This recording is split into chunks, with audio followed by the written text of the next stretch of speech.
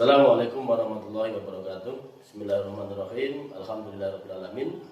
Wassalatu wassalamu ala sayyidina Muhammadin. Amma ba'du. Anak sekalian yang saya banggakan, di sini kami akan sedikit menerangkan tentang larangan pergaulan bebas dan zina sebagai tugas kami, tugas dalam rangka PPG tahun 2022. Dan di sini nanti kami akan sedikit menjelaskan tentang dalil larangan zina, pengertian zina, dan macam-macam zina serta hukum zina.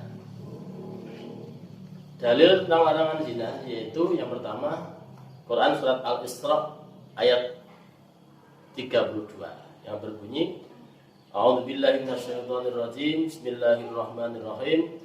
Wala taqrabuz zina innahu kana fahisyah wa sa'a sabila. Yang artinya, dan janganlah kamu mendekati zina. Sesungguhnya zina itu adalah suatu perbuatan yang keji dan suatu jalan yang buruk. Nah, sekalian, kemudian lanjut berikutnya yaitu tentang pengertian zina menurut pandangan Islam, yaitu zina adalah perbuatan hubungan antara laki-laki dan perempuan yang dilakukan di luar pernikahan. Artinya melakukan hubungan layaknya suami istri tapi di luar pernikahan. Zina bukan hanya di saat manusia telah melakukan hubungan seksual, tapi segala aktivitas seksual yang dapat merusak kehormatan manusia itu termasuk dikategorikan zina.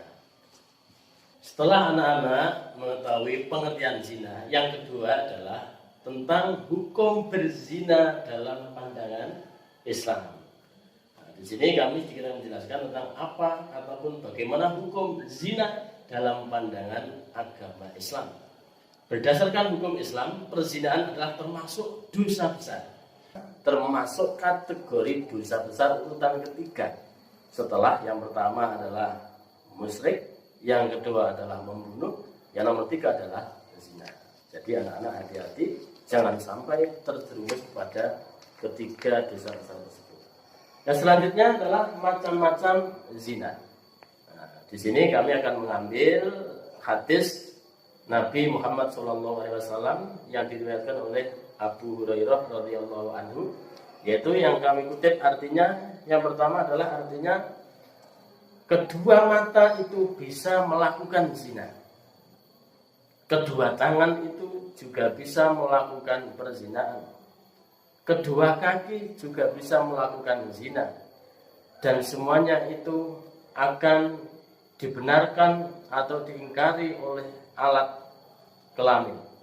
Hadis riwayat Imam Bukhari dan Muslim. Jadi anak-anak, tidak hanya alat kelamin yang bisa melakukan perzinahan, tetapi mata kita ketika kita melihat sesuatu yang berbau pornografi itu juga bisa dikategorikan zina. Tangan kita ketika kita memegang ataupun melakukan maksiat yang kaitannya dengan lawan jenis itu juga dikategorikan zina. Begitu juga kaki kita yang mengantar kita untuk melakukan perzinahan itu juga akan dikategorikan perbuatan zina. Anak sekalian yang saya banggakan, setelah kita memahami yang pertama tadi adalah pengertian pergaulan bebas dan zina, yang kedua tentang hukum perzinahan, yang selanjutnya adalah dampak negatif dari perzinahan. Dampak negatif dari perzinahan yaitu yang pertama adalah hancurnya masa depan anak. Anak yang dihasilkan dari perzinahan, anak tadi akan mengalami masa depan yang gelap, akan mengalami bullying dan merasa kurang percaya diri sebab tidak mempunyai identitas orang tua yang jelas. Kemudian yang kedua, perzinahan dapat merusak keturunan, sebab anak hasil dari zina tidak bisa bernasab terhadap ayahnya ataupun yang menghamili perempuan yang melahirkan anak tersebut. Jadi akan merusak nasab yang sah sehingga nanti akan sulit untuk menentukan nasab anak tersebut.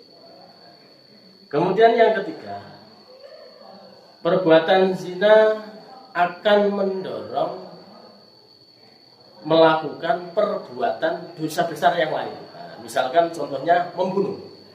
Karena orang tua merasa malu mempunyai anak dari hasil perzinahan, maka tidak jarang, bahkan banyak yang anaknya ataupun bayinya kemudian dibunuh.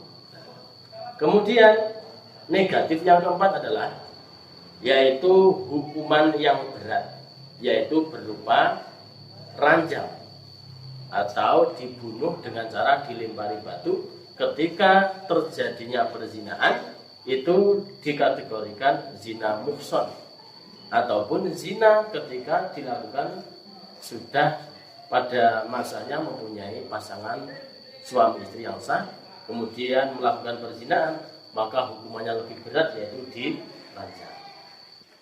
Nah, sekalian saya banggakan. Kemudian materi yang terakhir yaitu adalah tentang hikmah pengharaman perilaku zina. Hikmah kenapa diharamkan zina? Tujuannya apa? Yang pertama adalah menjaga keturunan agar terhindar dari ketidakjelasan nasab. Karena nasab yang tidak jelas itu akan membahayakan anak, terutama nanti ketika anak mau melaksanakan suatu pernikahan. Ketika walinya tidak jelas, maka akan berdampak pernikahannya pun akan tidak sah. Kemudian yang kedua, dampak atau hikmah dari pengharaman perilaku zina, yaitu yang kedua, dapat menjaga kesucian dan martabat manusia. Manusia akan terhormat ketika tidak melakukan perzinahan. Yang ketiga adalah hukuman berat bagi pelaku zina, memberikan pelajaran bagi yang lainnya agar supaya tidak melakukan perbuatan zina.